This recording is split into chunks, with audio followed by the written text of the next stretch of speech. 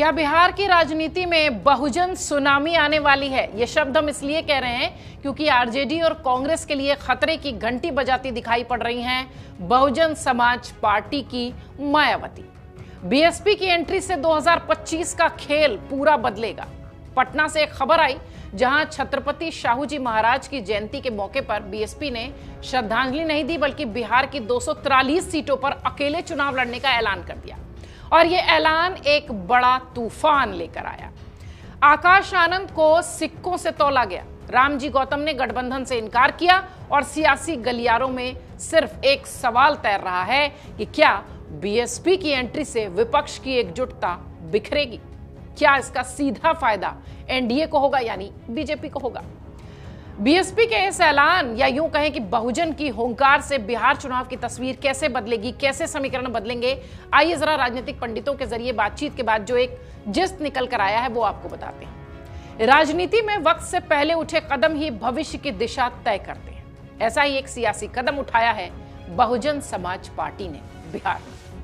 पटना के Krishna memorial hall में आरक्षण के जनक कहे जाने वाले छत्रपति शाहू जी महाराज की जयंती के मौके पर बीएसपी ने जिस तरह से भव्य आयोजन किया, पार्टी के मुख्य राष्ट्रीय समन्वयक आकाश आनंद को सिक्कों से तौलकर सम्मानित किया गया।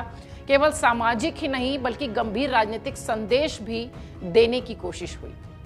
बीएसपी के इस आयोजन और ऐलान के बाद बिहार की सियासत तेज है।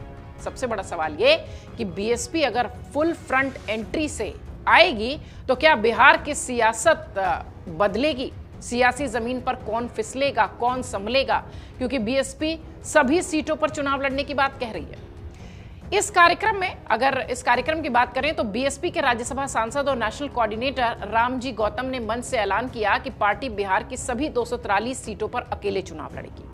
उन्होंने दो टूक कहा कि किसी भी पार्टी से गठबंधन नहीं होगा। उन्होंने यह भी स्पष्ट कर दिया कि बीएसपी अपने दम पर सत्ता तक पहुंचने की प्लानिंग कर रही है और मायावती द्वारा उत्तर प्रदेश में लागू की गई गरीब कल्याणकारी योजनाओं को बिहार में वो लागू करेगी। यह ऐलान भले ही एक बार में चुनावी घोषणा लगे, लेकिन इसके पीछे बीएसपी की स्ट्रैटेजी है, प्लानिंग है, विस्तार की कोशिश छिपी है।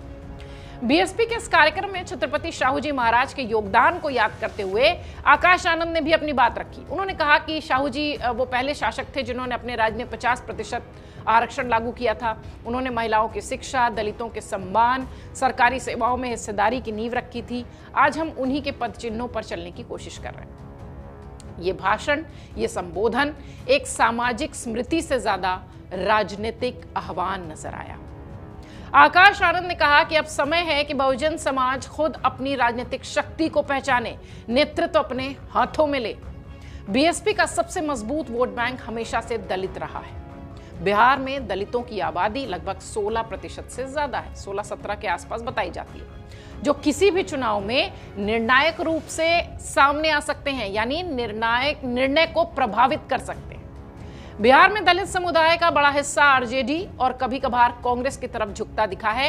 एक जो सिनेरियो अब तक, परिदृश्य जो अब तक दिखता आया है, लेकिन बीएसपी के सीधे मैदान में उतरने की घोषणा ये समीकरण बदल देगी। राजनीतिक विश्लेषक कहते हैं कि यदि बीएसपी अपने मूल वोट बैंक में सेंध लगाने में सफल होती है तो आरजेडी का सीधा नुकसान होगा।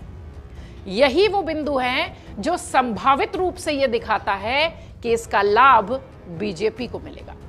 यदि विपक्षी दलों के वोट बढ़ते हैं तो बीजेपी को बिना कहे, बिना कोई मेहनत किए सीटों पर फायदे अपने आप दिखाई पड़ेंगे। 2025 की शुरुआत में हुए दिल्ली विधानसभा चुनाव में बीएसपी ने 70 सीटों पर प्रत्याशी उतारे थे, यानी कुल 70 सीटों पर। तब कहा यह गया कि बीएसपी की एंट्री से आम आदमी पार्टी और कांग्रेस को नुकसान हो सकता है। हालांकि चुनावी परिणाम में बीएसपी का प्रदर्शन बेहद खराब रहा, उनका वोट शेयर भी नगण्य रहा, लेकिन उन्होंने डेंट किया। दिल्ली और बिहार की राजनीतिक और सामाजिक बनावट में अंतर जरूर है, लेकिन दिल्ली में बीएसपी का संगठनात्मक ढांचा कमजोर था। बिहार में बीएसपी लंबे समय से संगठन खड़ा करती रही है, खासकर दलित बहुल जो इलाके हैं, खासकर यूपी से सटे जो इलाके हैं। बिहार में आरजेडी का परंपरागत वोट बैंक यादव और मुस्लिम समुदाय रहा है। कांग्रेस का सहारा भी इन्हीं समुदायों ने दिया है, कुछ पिछड़ी जाति और ऐड कर सकते हैं। लेकिन इन दोनों दलों में दलित वर्ग पूरी तरह एकीकृत नहीं रहा है। बीएसपी की एंट्री के बाद यदि दलित वर्ग इन पारंपरिक दलों से मोह भंग करता है तो महागठबंधन का वोट बैंक कमजोर हो सकता है। ये नुकसान केवल वोटों का नहीं बल्कि कार्यकर्ता स्तर पर संगठनात्मक आधार को भी हो सकता है। बीएसपी अब बिहार में वही रणनीति अपनाना चाहती है जो उसने उत्तर प्रदेश में की थी, सामाजिक इंजीनियरिंग, सोशल इंजीनियरिंग। दलितों के साथ साथ अति पिछड़े वर्ग और मुस्लिम वोट बैंक को वो अपने पाले में लाने की कोशिश करेगी। इसके लिए बीएसपी ने सामाजिक कार्यक्रम, छोटे छोटे मंडल स्तरीय सम्मेलन और युवाओं में आकाश आनंद की पहुंच को हथियार बनाया है। पार्टी जानती है कि बिहार में सिर्फ जाति से नहीं, जमीनी पकड़ से भी जीत हो सकती है। मायावती के भतीजे आकाश आनंद को बीएसपी का नया चेहरा बनाया गया है।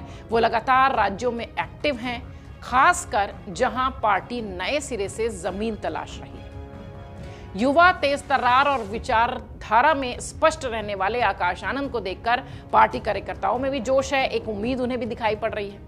बिहार में उन्हें सिर्फ स्टार प्रचारक नहीं बल्कि एक गंभीर नेतृत्व विकल्प के रूप में भी प्रोजेक्ट किया जा रहा है। तो ये सारी तस्वीर बताती है कि बिहार का चुनावी समीकरण बदलेगा। बीएसपी की एंट्री ने बिहार के सियासत में नई संभावनाओं की लकीर खींच दी है। जहां एक ओर सामाजिक न्याय की बहस को धार मिल रही है, वहीं दूसरी ओर आरजेडी, कांग्रेस जैसे दलों को राजनीतिक तौर पर नुकसान भी बीएसपी पहुंचा सकती है। देखने वाली बात यह होगी कि बीएसपी अपने संगठन को कितना मजबूत कर पाती है, कोर वोट बैंक के सहारे बिहार में क्या कमाल कर पाती है और कितना आरजेडी और कांग्रेस या यूं कहें कि महागठबंधन को नुकसान पहुंचा पाती है। एक बात लेकिन इन सब के बीच तय है कि बिहार चुनाव बेहद दिलचस्प होगा। अगर आप ये वीडियो YouTube पर देख रहे हैं तो हमारे चैनल को सब्सक्राइब कर बेल आइकन दबाएं और Facebook पर देख रहे हैं तो हमारे पेज को लाइक करें।